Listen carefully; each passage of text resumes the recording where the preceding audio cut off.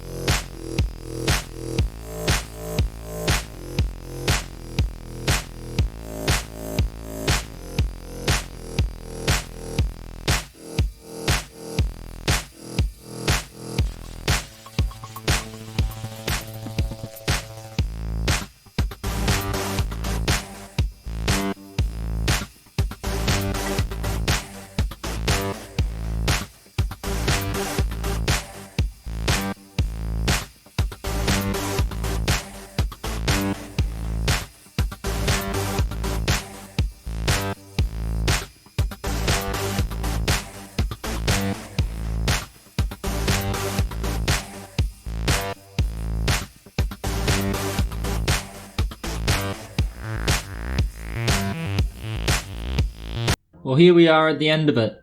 So I've stopped at the Grey Nova, that's the 1200 grit. You can see this cool little, it's like a Terminator bird. It's got this red pupil, which is, yeah, quite nice. I am almost settled on a bird, but I'm still willing to hear people's suggestions in case someone comes up with something better. Got a nice little beak, the shape of it's pretty good. Of course, I'll just have to round this off and it'll help me cut out this cloudy bit, even though there's a little bit in it. I think we can just shape that one out and round it off. I'm going to have to find the rest of its body.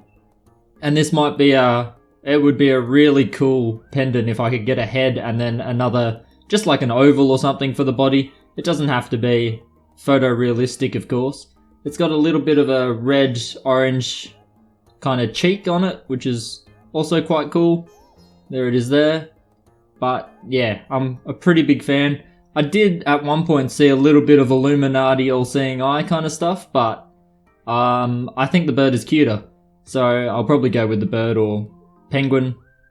Still not entirely sure, but it's come up with this nice little mossy kind of pattern of the green across the entire face. A couple pockets of blue coming through. And then yeah, the red Terminator eye, which is quite funny. Every now and then it flashes huge. Can't find the angle of it now, but I noticed it a few times while I was carving. So, quite a cool little piece. Now, what's also exciting is that this double-sided tape held on incredibly well. I mean, it's just as rigid as it was before, even though it's been in the water and everything. It's got a little bit of give, like this little spongy kind of give, which isn't the best. It makes it a little bit less stable than what you would with anything else. But of course it was instant and so quick, and I reckon it would be a stronger grip and maybe remove some of that sponging if this was like a perfectly flat head. So let's just get it off. The water's weakened it a little bit, but not a lot. There we go. So yeah, if this wasn't a Phillips head screwdriver head and it was a nail instead, like a drywall kind of flathead nail, I reckon the grip would be even stronger, but that had no problems at all throughout the time I was cutting. And it's, yeah, even with the water, that's just as strong as when I tested it last time without exposing it to water. So it's got quite a surprising grip. And you know what, if I didn't just roll it up then, I reckon that could possibly be reused, but it would be a lot weaker. And there you go, no residue. Just like that. Comes off like a absolute dream, goes on without a mess. It's really a dopping style that I think I might adopt and use fairly often now.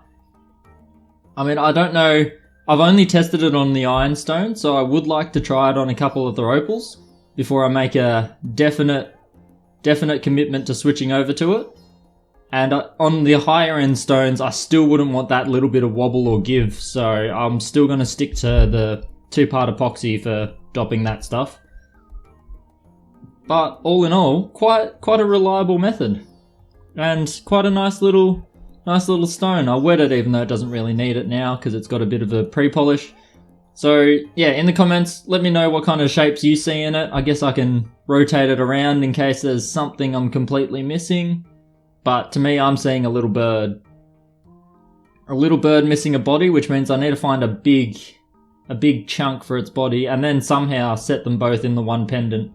I'm sure it's possible. I've seen silversmiths do far greater things than that, so by all means leave something in the comments for me and I'll check out the suggestions, and who knows, you might convince me to pivot away from a bird. There might be something else entirely here.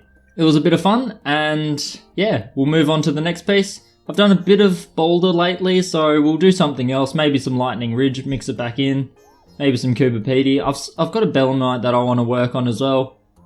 But, you know, I work a couple stones and record them all at the same time, and some never make it to the channel.